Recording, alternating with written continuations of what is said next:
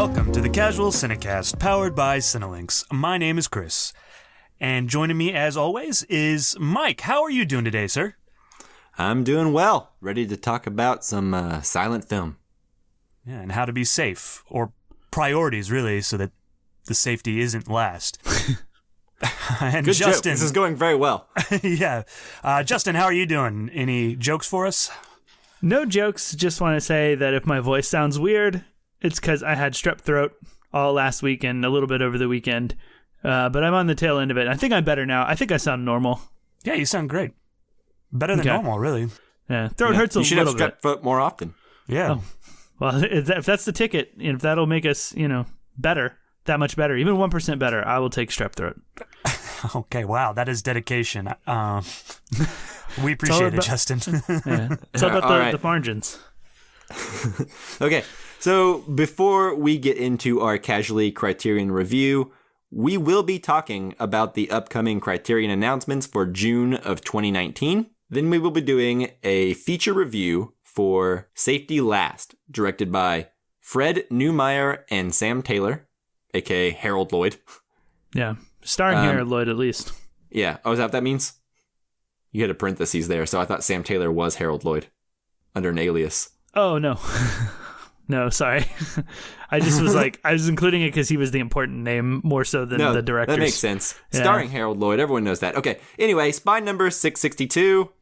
Join us. And if you want to help choose our next Criterion film, which we'll be doing the poll for the next Criterion film, we'll be announcing those choices at the end of the episode. If you want to vote for it, you can follow us on Facebook, Twitter, and Instagram at Casual Cinecast. If you want to send us any questions on the movies we're reviewing for us to answer on the show, you can send those to casualcinemedia at gmail.com.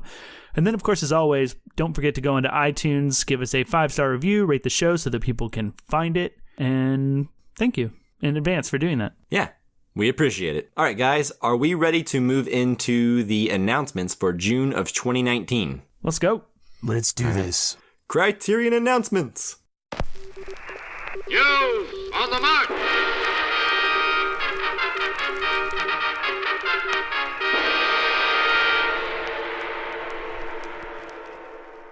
All right, so first up, on June 4th, is a film trilogy by Ingmar Bergman. It's Through a Glass Darkly, Winter Light, and The Silence. So it's kind of the Ingmar box set light edition. And then June 11th, we have Swing Time, directed by George Stevens, starring Fred Astaire and Ginger Rogers. And then next up, we have 2 releases on June 18th. I'm going to do my best to pronounce these. La Humanité and La Vie de Jesus by Bruno Dumont. Nice. And then, better than I would have done. On June 25th, we have Hedwig and the Angry Inch by John Cameron Mitchell. And then on June 25th as well, we have War and Peace by Sergei Bondarchuk. Perfect. Yeah, it's Russian, and you sounded very Russian when you said that. Yeah, Bondarchuk. There you go. It actually sounded really good. I'm impressed. Thank you. All right, so have you guys seen any of these movies at all? I have seen one of these movies, which would be Swing Time, the Astaire and Rogers film, which I'm a big fan of, and it's a super fun, kind of happy musical that it's kind of delightful. I don't think I have seen Swing Time. Maybe I have, but I don't believe that I have. Yeah, you know what? I haven't seen any of these movies, actually. Oh, wow. I don't believe so. I actually have Winter Light queued up to watch, but I just never have. But I added it to a queue of movies to watch after First Reformed came out. And everyone said that if you like First Reformed, you should check out Winter Light. Yeah, I've seen The Silence. I saw The Silence a long time ago, so I don't remember. It's due for a revisit for sure. Yeah, these are all Bergman movies I've not seen, and this box set existed forever ago on DVD, and I don't know if it ever went out of print, but this is a Blu-ray upgrade of that. And so I've always wanted the box set, and of course now that the big Bergman box set is out, I want that instead of over this one, of course. But these are all ones that I've wanted to see since, first getting into Criterion Collection and seeing this cool-looking white box set. Yeah, I remember that box set being real awesome. So anyway, it makes sense. I'm surprised that it took this long to put that box set back out because it seemed like one of their. It feels like a staple. Yeah, it seems like almost as important as like Kurosawa, you know, or just as important, you know, or like one of the main offerings that the Criterion Collection has is their Bergman collection, you know. Mm-hmm. How do you guys feel about the War and Peace that's 422 minutes long, which is about 7 hours? I feel like I really want to see it, but never, ever will. Yeah. Ever. That's my concern too. I think I wish that like they would have shaved off 2 minutes of it and made it like an even 7 hours exactly. That would have been just nice and like satisfying to see a evenly 7 hour movie, you know? Just to please your OCD. Yeah, well, I don't have OCD. I just like even numbers, you know? I like things that divide evenly. That's it. I don't know if that's OCD or not, but... I think it's close. Okay, well... Whatever it satisfies, yeah. I would... That the 2 minutes is going to make me want to watch it any more or less, because it is long. And it's a very thorough adaptation of the book, I assume. Yeah, I remember actually seeing a trailer for this version of War and Peace. Like, have you guys seen that? It came out recently. No, I haven't. Yeah, I think so. It actually looks really, really good. Like, really epic and really awesome. I mean, that said, it's still very, very long. But... Yeah. Where did you see that at? You know what? I'll put it in the Slack. And then we can also just put it in the show notes. Yeah, that sounds like a good idea. I'll see if I can find it. Yeah, for sure. It looks like it did win Best Foreign Language Film Academy Award in 1966 when it came out. Somebody watched it, probably. Is there a shorter version of this? I feel like maybe there's a shorter version. I don't know. You should Google it. It looks epic on a scale that movies just don't get made. You know what I mean? But right. I think, like, from what I understand is they had, like, the Soviet Union funding this thing, and they wanted it to be really epic and amazing. So, like, they had, like, basically government, like, unlimited government funding to create something this, like, that doesn't financially make any goddamn sense to make. Your ambition is to make an epic, then, I guess, money well spent. But the trailer, I'm watching it right now as I'm talking, and it's pretty beautiful looking, to be honest. So, interesting. Anyway, there it is. If you're listening to this show, it'll be in the show notes. Watch it and let us know what you think. And if you've seen it, let us know what you think. Let us know if it's worth the 7 hours and 2 minutes. The other two things I have not seen or really heard of before, although the name Bruno Dumont sounds familiar. But reading like the synopsis of these two films, La Vie de Jesus, I guess. I said Jesus earlier, but, you know, I'll say Jesus now. Yeah, I think, that sounds better. It's French filmmaker, so I'm not totally sure how they pronounce it. Jesus is a little more Spanish. But anyways, both are his first feature films that he ever made, from 1997 for La Vie de Jesus and 1999 for La Humanité. I don't know. They sound interesting. Since he works with a lot of non-actors, so they seem like they're going to be very, very indie. They sound very interesting. One is about like an alienated police detective who's investigating the murder of a young girl. That's really all that it says. It talks about how incredible the performance is, and it makes me think of the like sort of South Korean police dramas based on the description, you know? That makes sense. I'm looking at his IMDb now, and the only film that I actually have seen the cover for pretty regularly is a movie called Flanders from 2006. That was the failed spin-off Simpson movie. Yep, that's the one. Yeah, so anyways, I've heard of both of these upcoming Criterion releases several times, and I feel like I've seen them mentioned plenty. Yeah, what I like about it is that we have his first and his second movie, so we can go and watch these, and maybe they'll release like more of his, but at the very least, like I like going into a director and watching their first film. You know what I mean?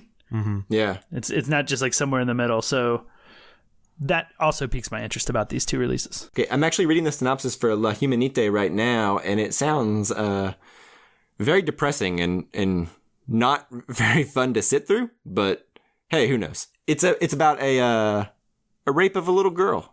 Oh, God. And it's investigating that, apparently. So, anyway, feel good movie, sounds like. Sure. Well, I was just going to tell you that I have the update on the alternate versions of War and Peace. Lay them on me, or us. So or this is listener. IMDb, like the alternate versions. So there are 3 different versions. There's the American release. It's a 360-minute film in 2 parts, and it's dubbed in English. Then there's the Russian release, which is a series of 4 films, totaling 403 minutes. So it sounds like in America, where it won Best Foreign Film, it might have been a 360-something minute version, which means it's about 45 minutes shorter than the one here on Criterion. Yeah.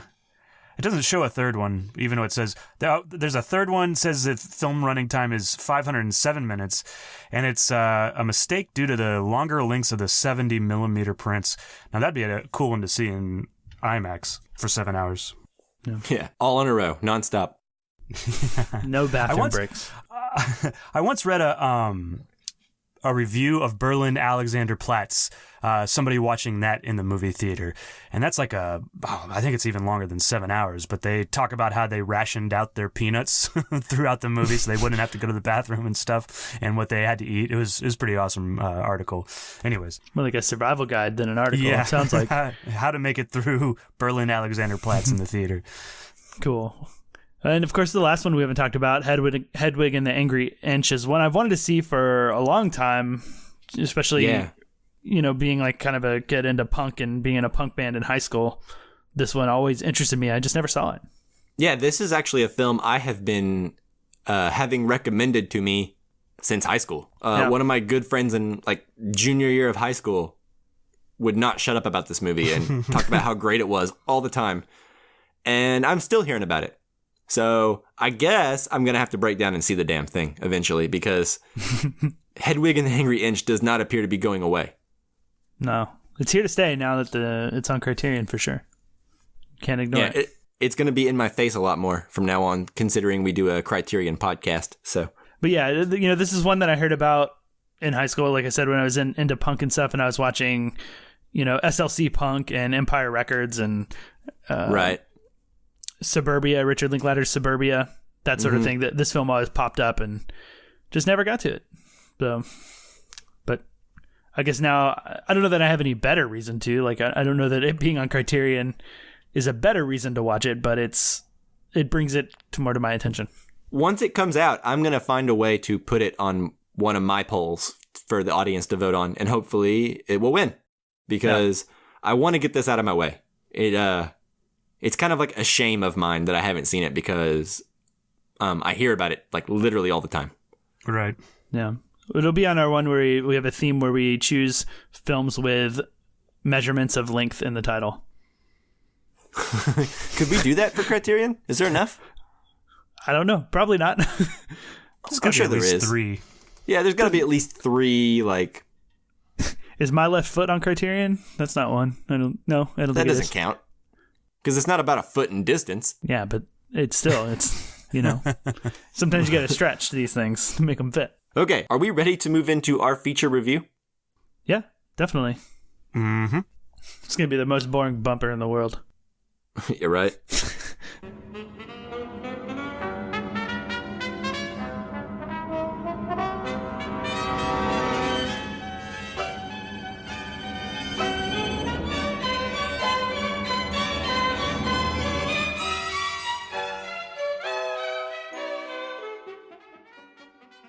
All right, before we get going, as always with our Criterion films, they're usually older. They're usually films that have been out for a while. Nothing super new, so we do not do a non-spoiler section for these. So this is your spoiler alert. This is your warning. We are going to be speaking from the get-go in spoilers, so you're warned. That was it. Okay, so Safety Last, starring Harold Lloyd and directed by Fred Neumeier and Sam Taylor. Criterion spine number 662. A store clerk organizes a publicity stunt in which a friend climbs the outside of a tall building. Doesn't sound like it could be a movie. No. But it is. Yeah. That's not even the synopsis I would have guessed. Like, I could come up with an equally simple one-sentence synopsis, but it would be not about his friend climbing the building. But anyway. Yeah. Good old mislead. Yeah, I guess. Yeah, it's kind of not true, but I guess if they said it, then it would, spoil some give stuff. Away the whole climax. Yeah. Okay. Yeah. So, who wants to go first in talking about their thoughts on Safety Last? I vote Chris. I also vote Chris. All right, cool, guys. Thanks for voting for me. Make sure you do that in our Criterion poll later on as well. No. Don't do that. Okay. So, Safety Last, I was very excited to watch. Silent films are certainly a blind spot for me, or a big gaping hole, and so it was really exciting to be able to watch this film and kind of start patching that hole and filling in the gaps. Clog up that hole. Yeah, plug up that hole. I really enjoyed this movie. It's a lot of fun. I think the first 2/3 are just filled with these fun gags and it's very entertaining. These films are, especially this one, I think, is a great way in the way that it's almost a portal into the past. Like, you can see these things because they're shot on location, or a lot of it is. Parts of it are shot on location. So you kind of get to see the way Los Angeles used to be, and I thought that was a lot of fun in the film. I think where this film really excels, though, is that last third where he is climbing up the side of the wall. I think that's really amazing. The special effects are really amazing, and the gags are they're consistently funny and entertaining. I think that Harold Lloyd gives Charlie Chaplin and Buster Keaton a run for the money, or at least keeps up with them. You know, the two big silent film comedians. So yeah, I really enjoyed this film. I really like how they had the special effects in there. I have friends that are always complaining about special effects in movies, and that nowadays that there's all sorts of special effects. Well, the truth is, there's always been special effects. What you don't like isn't the special effects. You don't like bad special effects, right? And to complain about special effects in general is a bad thing. Anyways, that's my rant there. Yeah, Justin, what did you think? I hope they're listening, these friends of yours. They're not that good of friends because they don't like special effects. After, I gave them that rant, apparently. And now they don't talk to me anymore. Yeah, that's funny. Justin, you're a bad friend. What did you think? Well, this is my second time to see this one. I watched it a long, long time ago, to the point where I pretty much barely remembered anything other than the big set piece at the end where he's climbing the building and, of course, hanging from the clock. So I was very excited to watch it again. I actually got this Criterion Blu-ray edition 7 years ago, I think. 6 or 7 years ago. I don't really understand how to count years and birthdays sometimes, but that's roughly how long ago I got it as a present for my birthday. And I've been trying to get my fiance to watch it ever since she got it for me, and she never would. So this is like the perfect time. I was like, yes, you're going to watch it with me. And we both really loved it. I think it super holds up on a second viewing. I think that Harold Lloyd is a bit underrated watching this now. I appreciate it in a way that I didn't the first time that I watched it, because he's always like the third in the big like silent comedians. You know, of course, there's Charlie Chaplin and Buster Keaton, and then Harold Lloyd comes along. And what I really, really love about this film is the story, the script, like the way that everything unfolds, and the way that the plot plays out. Right, I find it to be a strong suit of his, and Keaton has kind of a similar strong suit, but it's one of the things that makes me like this particular film. And it's also the only Harold Lloyd film I've seen to this point. And I hope his other ones continue the trend, but it's what I think makes this one stand out, and in some ways above Charlie Chaplin, because I feel like Chaplin has a lot of set pieces that don't necessarily interconnect, whereas Harold Lloyd's in this film, like the way the script is so tight, and like everything happens for a reason in it, and everything that happens in the beginning eventually comes back later. And so like I really, really appreciate it. And that, to me, that's like the shining star, is the script in this film. And it's just really, really funny. I love these silent comedies and these, physical gags. I love all of that sort of stuff, the slapstick humor. Huge Buster Keaton fan, huge Charlie Chaplin fan.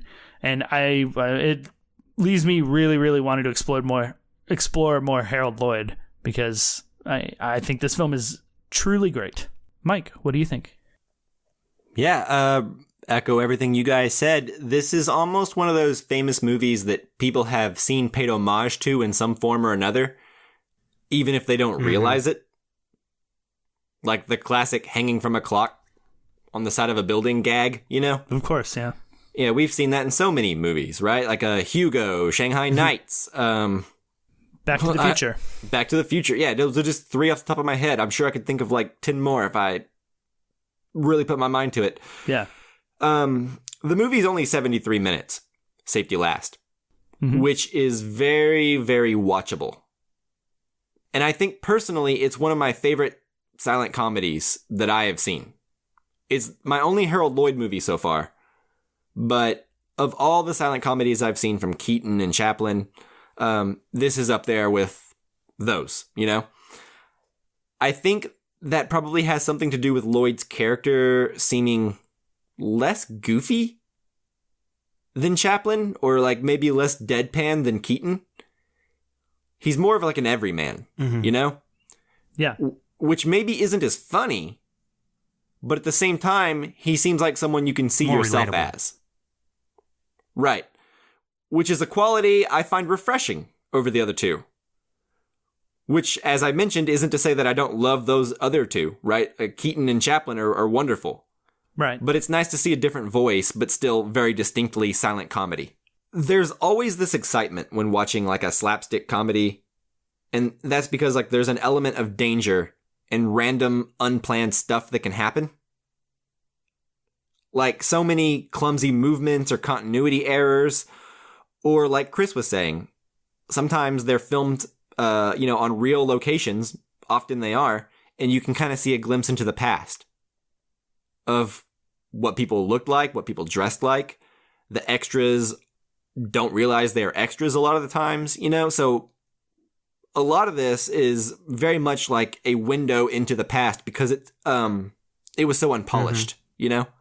So anyways, those are my initial thoughts. I really, really, really enjoyed this movie. I don't know that it's as laugh out loud funny as something like Chaplin or Keaton. But what I will say is it's more narratively compelling. Yeah. Than totally many of their agree. movies. Yeah, and a good companion piece with Free Solo. That's perfect. true. Man. Good call, Chris. I didn't even think about that. But of course, I haven't seen Free Solo yet, so I guess That's how they should market this movie. Like, if you like Free Wait Solo. till you see Safety Last. Exactly. That's funny. Although this one considerably less dangerous. It's not quite as high, yeah. I think. Yeah. I mean, it looks like he's that high, but that's part of like the really interesting thing about this film is the special effects and how they achieved that. Free Solo didn't have as many pigeons attacking him either, so. Right. Although that would have been... That would have been catastrophic. Yeah. Man, if I had heard that there were pigeons... Sidebar, how nuts would it have been if like they were watching him do some kind of crazy like, okay, I'm going to shift my weight from like this point to this point, and it's going to be really tricky and I have to pay attention. And then like they were watching him, and then out of nowhere a fucking pigeon just flies up and hits him, and he just drops out of frame. Actually, I watched something like a little... I know this is way off topic, but I watched this little bit, and he talks about how sometimes bats will fly out at him, like because the bat's in the crevice. Oh my God. And then, like birds and bats and stuff will fly out of the crevices and scare the shit out of him. While he has like no ropes or Right. anything to like if they hit him or distract him or Yeah, make him flinch, he's just going to die. He's just going to die. So, Okay. anyways, back on point. Yeah, so what I found really interesting and one of the most fascinating things on the Blu-ray disc was these special features that dive into how they did the special effects. I'm sure there's articles and like YouTube stuff. I don't know if you guys watched anything on them. Yeah, I watched a little bit for sure. Yeah, they talk about this spot where they filmed the end sequence, and it's basically this hill that overlooks like this road down the center of like the Los Angeles, like it looks like business district, I guess. And because it's up on a hill, they could build sets on there and it would look like they were up much higher than they were, right? So it's all like a matter of perspective and changing your mind. And also they would build sets on the top of an already tall building. So really they'd be maybe like, 20, 30 feet off the roof of the building. but because of perspective, because you're not seeing the roof, it looks like they're, 40 stories in the air. And Right. that perspective is how they pulled off that whole end sequence and made it look, as well as like they had actual shots with a stunt double outside of a real tall building that they did. But Right. It's the same principle as that famous Chaplin shot where he like rollerblades, or he's like roller skating, and he like appears to almost fall backwards like over like another floor, And then if you look at the making of that, it's like actually just like a matte shot, where you have some trickery of photography, which is basically the same thing as Lloyd is doing here, which is he has like a 30-foot tall, looks like set, and he just moves it higher and higher with like the ground in the background, like in the, and gives him the appearance of scaling story after story, when in reality, he's never more than probably 20 feet off whatever ground he's on. yeah. Now, I did read the friend that I didn't read, I was listening to the Leonard Maltin commentary, and they talked about how the friend that was supposed to climb the building, like, he actually would do a lot of the climbing, especially on the lower end part of it, like when it's not in the special effects, like he was kind of the stuntman. And so, like, he would actually free solo climb the building, for the first 2 stories. And also that, like, his leg was, like, still broken from something previous. So he was, like, in pain the whole time, probably from falling off a building. Well, not to mention you can see on one of his hands, like, this is post that famous injury where he lost, like, 3 fingers. Huh, I didn't know. Yeah, that's on crazy. one hand. Right. Yeah. Yeah, like if you watch the movie, you can actually see like 3 of his fingers on one of his hands don't move. It's only his thumb and his index or his pointer finger that like he still has the use of. So like a lot of times, he's like favoring that hand and not using it as much, or like trying to keep it out of distance, or like cupping it, or something like that, to where you're constantly not looking at like the 3 fingers that just can't move. Interesting. Yeah, apparently he lost his fingers in a photography shoot with like a prop bomb. Which made climbing even like 20, 30 feet off of the ceiling of another building, right? Or the roof of another building. Like even a 20, 30 foot climb, like that's not that great of a fall to take. Yeah. No. So like to do that, even though it's less extreme than it appears to be in the film, it's still pretty extreme, in my opinion, for me, who has like an extreme fear of heights. but to be doing it with like an injured hand, And a injured leg. It's impressive. But I think that it's something that I love looking back on these films and the other Keaton and Chaplin films, is their inventiveness with camera and, forced perspective on shots, or matte shots, or even just like clever camera angles to make jokes with, right? Like, it's something that keeps these films feeling fresh. And in regards to this sequence in particular, like the roof, the building climbing sequence, it's like, it feels so fresh because it's all real and it's all in camera special effects. And I find this particular film more so than Chaplin to feel really modern in its humor. Did you guys feel that?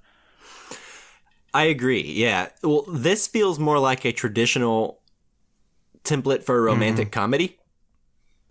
Right? Like he seems more like Harold Lloyd in his day was a pretty handsome dude.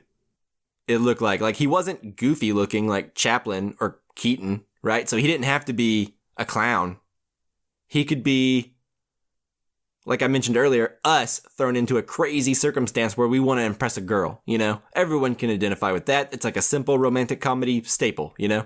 Is he kind of like a Ben Stiller of his day? yeah, there you go. Or just, the everyman, And I think there's something appealing about that, right? He's just instantly likable. And, there's something a little more timeless about this character versus the Tramp. Right.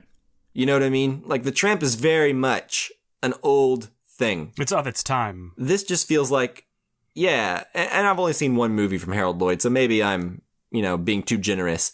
But the Glasses character, I think, is his unknown, isn't as narrow in its scope as I think something like The Tramp is. Sure. Yeah, I totally agree with that. And I think, to me, I don't know if this works for anyone else, but for me, the character's name is actually Harold in the movie. I think it might even be Harold Lloyd, although I don't know that we ever get a last name.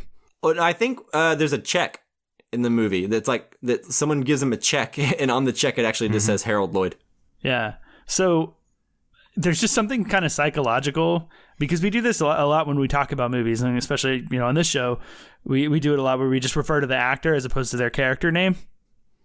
Right. And, it's like, can you imagine if, like, how much more real the Mission Impossible films might feel like in terms of, like, the stunts? Like, we already get off knowing that, like, Tom Cruise is actually doing his stunts. If his name was actually just Tom Cruise in the movie. Yeah. Like, I think it's something that just seems, it just gives that next level of, like, genuineness to this, to have his name just be Harold Lloyd. That I really like that. Well, it's like that trend in sitcoms where, like, the main character is always just, like, the same first name. Like, they might have a different last name, but it's usually just the name of the comedian who's the Ray star of the Romano, show. Tim Allen. Right. Yeah. Reba. Jerry Seinfeld. That makes sense. I guess, yeah, they're pulling from Harold Lloyd. Now we know where they got that idea. Yeah, there you I go. have a question. There was 2 tracks on the DVD that I had for music, and I was wondering which one you guys listened to. There's one that was a lot of orchestra music, or it was organ music, not orchestra. A lot of organ music, kind of probably a little bit more like it was back in the day, and then there's one that was a little bit more modern of a track. Which one did you guys listen to? I would probably say the old one. The organ one? The organ one? But I don't remember, to be honest with you. I think I went with the default setting. Yeah, I think that's the more modern music. Okay, then that's probably what I watched. Okay, then that's what I watched. Yeah, so that one was done by Carl Davis in 1989, according to Criterion's website. I don't know that off the top of my head. But he wrote a score for the film, and I guess that's the one that's kind of been around. But Criterion, it does have an alternate score on there. It was recorded in the late 60s by an organist, so that's probably the one you listened to. Yeah, well, I listened to the more modern one, like the default one, just like you guys, but I saw it there, and so I kind of watched the first 15 minutes again with the organ music. It's interesting. I definitely like the more modern one better, but it's interesting to watch the organ music, because that's more than likely what everybody heard it with was an organ back in the day. Yeah, I don't think they had full orchestras at most of the theaters throughout the country. Probably not. No, it would be cool to watch it like that way. I like that sort of vibe, and I don't know if I ever told you guys, I'm sure I did, about the time that I went and saw The General at the Fox Theater in Atlanta. They were doing like a new restoration screening of it. You told me on the way to the theater, on the way back from the theater, and then Once when you got a week, home, he sends us a text. Hey guys, remember that time? No, I knew about it. Well, cool. Yeah, so You're gonna rub it in my face again. I see. I am once more. But they had a live musician play a score on a big, like, old school organ, like the one they had back, around this time. So it was like that genuine experience of a live organ player playing the score for The General, and that worked really, really well. And I don't know, there's a part of me, and I guess I have the disc, so I could go watch the organist version next time I want to watch this film. But I kind of wish I had watched it that way this time. There's something cool and nostalgic about that. I still think it's not quite as good. It is cool and nostalgic, but I like the more modern score better. Okay. If you were gonna watch Metropolis, would you watch the weird '80s version with pop music in it? Not for my first time, but I think my second time, definitely. I'm very curious about that. Have you not seen it the first time yet? No. Oh, Is I that have. Criterion? We should. I've seen it too. No, it's not Criterion. Get on Yeah. that Criterion. That should be great. Kino released Okay. it though, I think. Yeah. Criterion does not need to release this, because for most silent films, I think Kino is like the better Version or better. Yeah, like they kind of specialize in that. So fans of Criterion, look up Kino. Lots of cool rare movies that Criterion hasn't gotten to or may never get to. Who knows? But there is a really badass edition of Metropolis that was released in, I want to say, 2011. Yeah, I think so. Whenever they found all that like restored footage that wasn't in the original version, or it was in the original version, but then like was missing for decades because no one took care of silent films, and they discovered like a whole missing reel. So there's like, I think 40 extra minutes or something like that in the current Blu-ray version. So the 80s pop version is actually like the shorter version of Metropolis and doesn't have all that new footage. Interesting. That was discovered a few years ago. Yeah. I think I want to see it all first. I mean, I don't think, regardless, I don't think I want to start with the 80s synth pop score. Right. I don't know. It's just me. No, but where I was going with that is I have now seen the full version of it on Blu-ray with like even like the missing footage in general. So now I'm ready for that 80s pop version. Nice. Bring it on. I'm jealous. I need to, it's interesting to think about. I need to watch a film twice. I need to watch the film the first time so I can get to the second viewing, because I'm a little... To get to the viewing experience you want to have. Yeah, I'm a little more excited about the second one.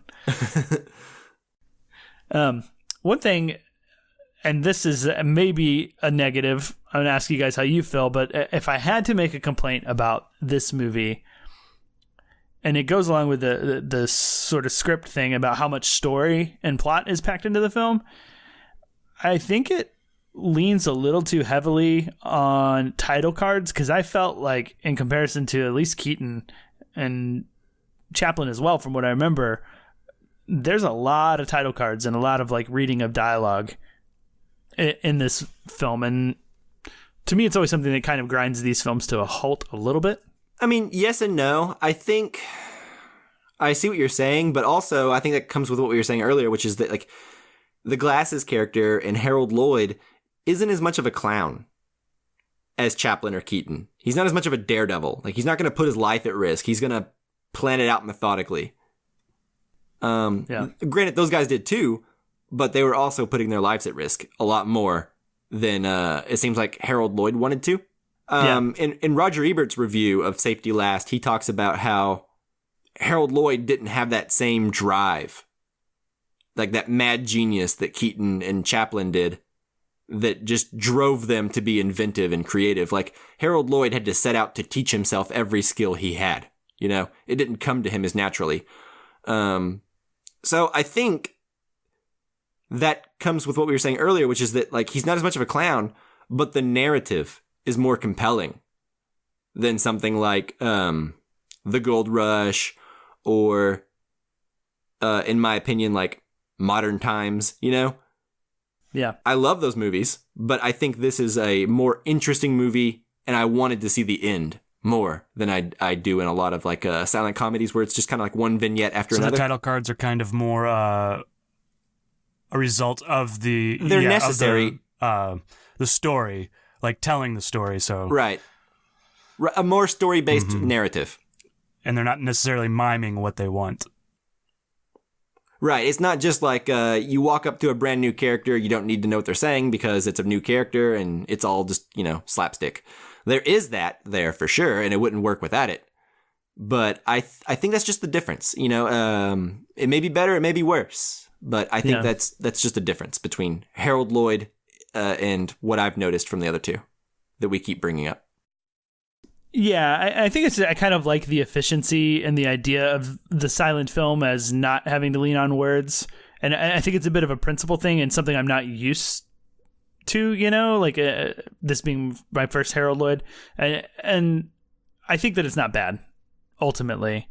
It's just something that I felt while watching the film, right? I felt like, man, I'm sure I'm reading a lot, but you have to, as you guys have said, establish more story stuff. Like, for example, when he talks to the police officer, we have to know that he's an old friend and he's known him for a long time. And then just walking, it's difficult to establish that without words.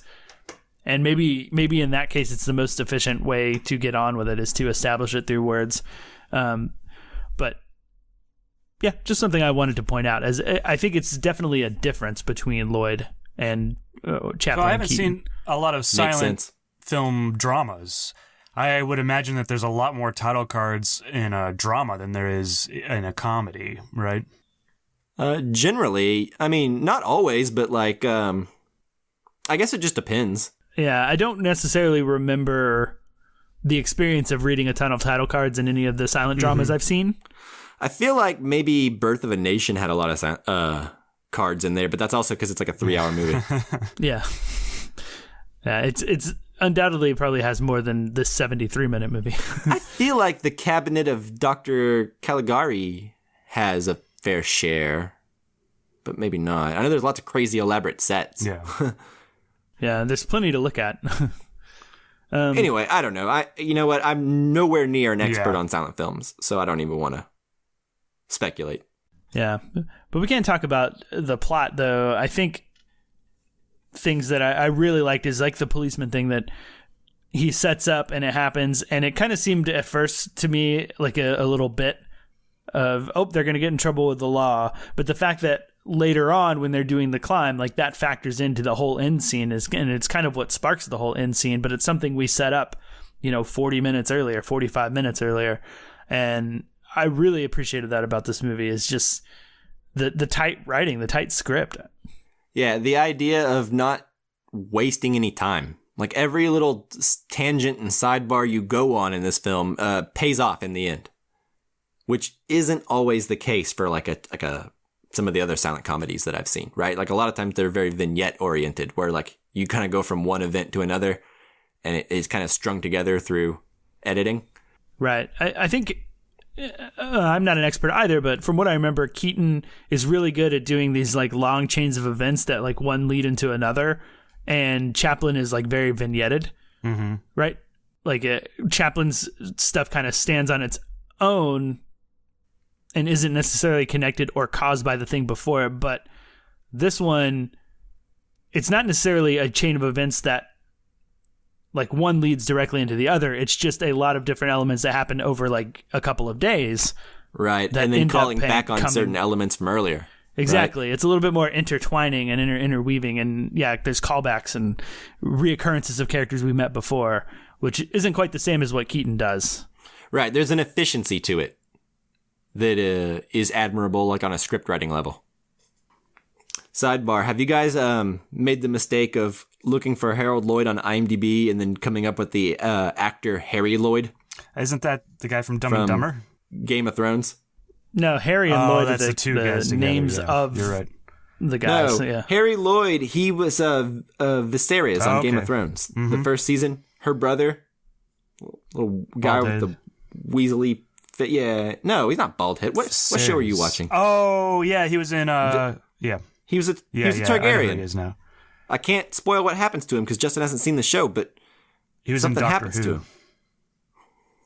Yeah, he was in a couple episodes of Doctor Who Yeah, that were really probably good. my favorite 2 episodes of Doctor Who. As every It has British been, actor yes. eventually makes their way to That Doctor or Who, Harry I think. Potter. I think every British actor is in Game of Thrones and Doctor Who. And, yeah.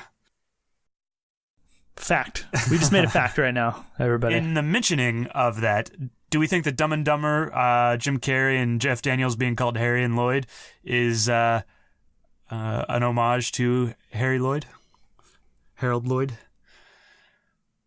It makes perfect sense. I mean, I don't see why not. That's the only thing I can think of. Yeah, Right? and I just thought of that just now because I feel like the Farrelly brothers, they are fans of Yeah. movies and comedies, so it feels like that would be a reference that they might want to put in there, but at the same time, it could be total coincidence. I don't know. I don't want to give them too much credit. yeah. Yeah. And it works better than naming them Charlie and Chaplin or Buster and Keaton. Yeah, those are a little That would bit be a too little on the too- nose. Yeah. That's true. All right. Well, does anybody have anything else to talk about this movie? It's not particularly long. There's not a ton to talk about. It's just, it's real funny. fun. And man, that last third, the climbing up the building, I think is just a lot of fun. Yeah, holds up and is still thrilling to this day. It's worth it at the very least just to get on YouTube right after it's done and then, find out how they filmed it. It's really fascinating. Yeah. One of my favorite things, just before we go, I really got a kick out of and I don't mean this in a pun way, I just said it, but the thing where they write, kick me on the wall and gets like the policeman to lean up against it. Yeah. and to like get the drunk guy to kick him. Like, there's something really funny to me about the idea of like a guy so drunk that like he just sees kick me and he's like, yeah, okay, I know that's a cop, but I'm just gonna do it anyways. That's what it says to do. Yeah. It reminded me of M, the Fritz Lang film. That makes sense. Yeah. I wonder if that's where he got it. I wonder. This would have come out before M. Oh no, I wonder if this is where Fritz Lang got. Oh, okay, that. I gotcha. Yeah. I hope so. I hope that that part in that movie was pulled from a Harold Lloyd film, because that'd be funny. Yeah, M is great. Yes, yeah. It is. Sidebar. Wait, is that a silent film? Thank you. I've seen it. No, yeah, okay. No. I didn't No. think so. Fritz Lang made a lot of silent films, but Metropolis that is being not one of that them. we talked about already. Oh yeah, Small World. Cool. Well, if that does it, we can move on. I think it's safe to say we all very highly recommend this film. Does anybody want to rate it, like out of 5 stars? Sure, I'll give it 5. 5 out of 5. For a silent film, this is perfect. It's 70 minutes long. It's not taxing in the least. It's not boring in the least. By the time you're starting to get bored, it's over, right? If that even happens to you. So it may not be 5 stars by like today's standards. Like, it may not move you. But that said, for a silent comedy, what more could you want? I don't think this sets out to move you even. It's, I mean, like... No, it's just what it is. It is what it is. To make you laugh, maybe, that's the movement. To thrill you, to make you laugh, and I still think it does those things. Like 100 years later. Yeah. I think... Chris, what do you think? I gave it 4 stars in Letterboxd, but I stand by that. I think it's a really solid movie, and 4 stars is pretty great. 4.5. 5 is a pretty good one too, but I'm sticking with 4. It's hard with old movies, right? Because you try to rate them objectively or like through a modern day lens, but like really, what's the point of doing it? I don't know. It's hard, but go watch it. Like, it doesn't matter how many stars I gave it. Yeah, 4 or 5. Go who cares? watch it. See it. Yeah, I mean, that's where I'm at. I'm at 4.5 or 5, but like the difference is pretty minuscule. I think the only thing maybe holding me up is that I don't really have any emotional resonance in this film, but as you guys said, I don't think it's trying to do that necessarily. Not in the way that Chaplin tries to make you feel, right? And so I don't know that that's a fault of the movie. It's just something where like it's just like if I'm not laughing, I'm not totally sure that the film is doing anything else, but I'm laughing pretty regularly. So I think it's okay. So it's setting up narrative, right? Which we've already tried to admire. Sure, yeah. I guess like emotionally, it's not getting me when right. Yeah, but, I hear you. You know, I get it too. Yeah, you're right. It's set up. So I think it's a minuscule complaint. Like I said, if anything, that takes me from 5 stars to 4.5 because I'm pretty much on the 5-star thing. All right, so that does it for our review of Safety Last. We hope you enjoyed it. And now, guys, it is time to move into the segment where we each nominate a Criterion film for next month's poll, which will be voted on by the listeners. And they will end up choosing what Casually Criterion episode we do next. Yeah. So what is our theme this week, Chris? Yeah, so our theme is, we've done this one before, but it's a fun one for us to do, and it's blind spots. And it's fun because we get to pick movies that we haven't seen before and like ridicule each other for not having seen it, and and put another hole in that wall of movies that you haven't seen. So, or not another hole, put another brick in that wall. Wait, what? Put another brick in that wall of movies that you haven't seen. Don't put holes in your walls, people.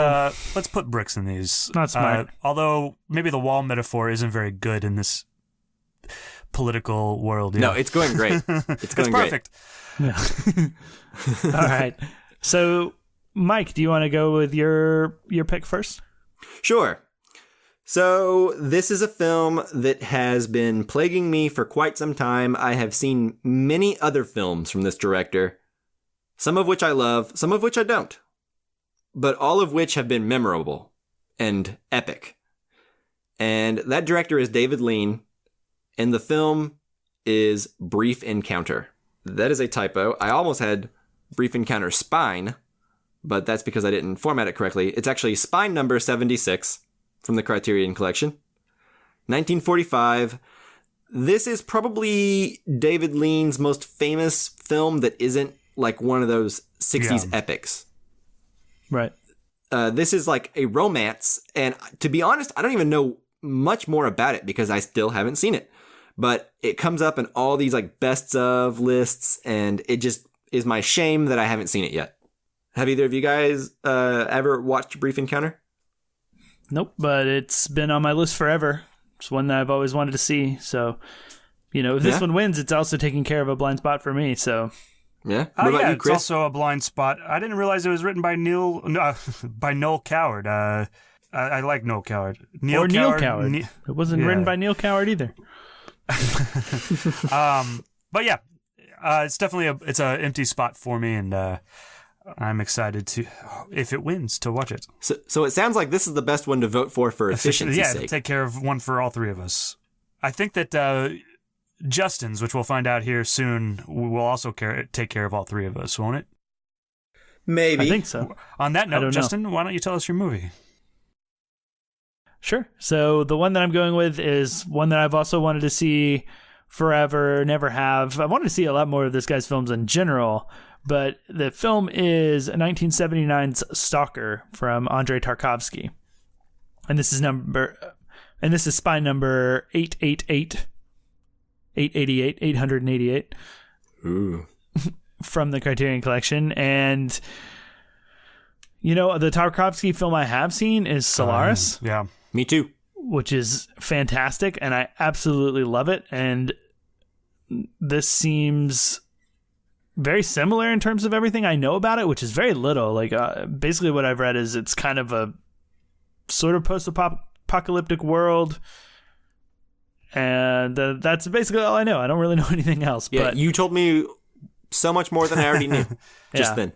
Well, there you go. So post-apocalyptic something or other from Tarkovsky, but based on Solaris, which is great. And I've just always want to see other ones. And this one is like one of the most popular, one of the most, highly recommended. So it has to be up there on a priority of films like I need to get around to watching. So that's why I choose Stalker. I'm right there with you. I haven't seen it either, but it's been one that I've been eyeing for a while, and yeah, I would be pretty thrilled if this wins too.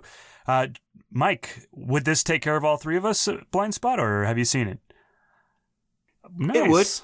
It would. I have only seen Solaris. That's the only Tarkovsky movie I've seen. That's the only one I've seen. I think I saw it because of the who was that? Not the James Cameron. I think it was produced by James Cameron, but the Solaris that was directed. Soderbergh. Steven Soderbergh. Yeah. Yeah, which is also good. Just for in my opinion, just it's not like the as good. abridged version of the Tarkovsky's Solaris. Yeah, the Cliff Notes. But yes, it's not like that. It's not quite the Cliff Notes. Cool. All right, so Mike, what is your? Oh no, Mike, you already did it. Yeah, I did. Chris, that is. What is your choice? Yeah, so my choice, some of you may recognize from the last time we did Blind Spots. So I figured it's still a blind spot for me, and I might as well go ahead and toss it back in the ring. And that is Tree of Life, spine number 942, and it came out in 2011. This one I'm really doing more for Justin. I got to take care of... so Justin will stop texting me every day, asking me if I'd seen it or not. So please vote for this one, and then we can all have seen it, and I don't have to take his ridicule anymore. Yeah, and he doesn't have to take a free night where he doesn't have any obligation to the podcast to watch it on his own. I actually have this movie through the Netflix DVD. I have it in my house right now.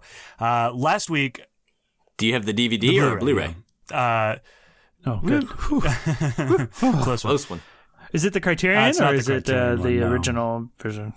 But that's fine. We would not watch the extended cut for this anyways. We would watch the theatrical. Release, yeah. So I've already got it. So please just vote for this one, and we can be done with it. And also, I want to see it too. So You'll never be done with it. That's the beauty of this movie. That's the tree of life. That's why I text you about it every day, because I'm never done with it. Perfect. You'll text someone else. It's like It Follows or The Ring. You'll have to start texting someone else to watch it until they do. I don't know about if I want to do this movie anymore. And you won't die, but you'll just think about it every day. Well, I already think about it. How I haven't watched it every day, so He thinks about his shame every day. Might as well watch it and think about the movie. Yeah. All right. So to sum up again, the choices were Brief Encounter, Stalker, and Tree of Life. So by the time you hear this episode, go to our Twitter. That is where the poll will be. We'll also have links to the Twitter poll on Facebook and Instagram. Although you can't put links on Instagram, so, maybe just don't go there for the poll. Yeah. Pay attention. Are you telling me to pay attention, or the listeners? No, them. Okay. Don't go to Instagram for things that you can't go to Instagram for. No, Exactly. when we're giving you wrong information. Yeah. All right. Is that it for the show? Does anybody have anything else? Nope. Awesome. Well, thank you guys so much for listening, and thanks if you voted in the poll for this film. I assume if you voted in the poll, you have an interest in listening to this episode. So thank you, and be sure to keep voting in the next one as well. And then, of course, thank you, Jake Wagner Russell, for doing our intro and outro music. If you want to hear more of his music, you can do so at soundcloud.com/bobscotch. All right, stay tuned to this channel. We recently put out an episode on Us with the new Jordan Peele film. And next week we will probably be doing Shazam or Pet Sematary. Have we decided officially yet? No, I've already so. seen Shazam. Okay. My vote is Pet Sematary. Yeah, I say we watch Kazam. That's Just throw it out the window. Kazam, the movie starring Sinbad. Shaq. Nope. I was Not referring Sinbad. to the Shaq. Mandela effect. Oh, okay, good. I thought I was about Have to you guys heard about the Mandela effect? destroy your world. Okay. Yeah, of course. At least in regards to the Sinbad About a movie genie, yeah. and the Berenstain Bears. I've heard about it in the Berenstain Bears, but what are you talking about the Sinbad There's a one? bunch of people that remember Sinbad being in a movie about a genie called maybe not Shazam. What was it called? No, it's called Shazam is the one that they think Sinbad was in. What? And That doesn't make they- sense. It's Kazam with starring Shaq. Yeah, that's the theory that people think they're confused with that, but most people remember both. Or the people who do remember, they can remember both, and they swear that this movie exists. And there's like theories that the government or internet The or Matrix. Sinbad's people have wiped the movie from existence because it's so bad. I mean, if that was possible, I think Jerry Lewis would erase that Holocaust museum. That seems an odd use of government resources. Did you guys ever watch Goonies on TV as a kid? No. That was the first time I saw it. There is a scene in the TV version of Goonies where they fight a giant squid or an octopus or something. Oh yeah. And it's not on like the theatrical version or the version you get on Blu-ray or like VHS when I watched it, I haven't seen the Blu-ray. But anyway, there's like an entire sequence of like an octopus or like a squid or something that is just missing in most versions of that movie. Anyway, Weird. It's time to end the episode, I guess. I'm sorry. Okay. I guess so. So, I guess it sounds like we'll probably watch Pet Sematary, but maybe Shazam. Yep. Maybe Kazam. Starring Solid. Sinbad. Yep. All right. As always, if you want to send us questions on the movie that we're watching next, which, maybe you can send us your recommendations on which ones we should watch next. Send those to Facebook, Twitter, and Instagram at casualcinecast. Absolutely. Thanks so much for listening, guys, and we will see you next time. Bye-bye. See you later.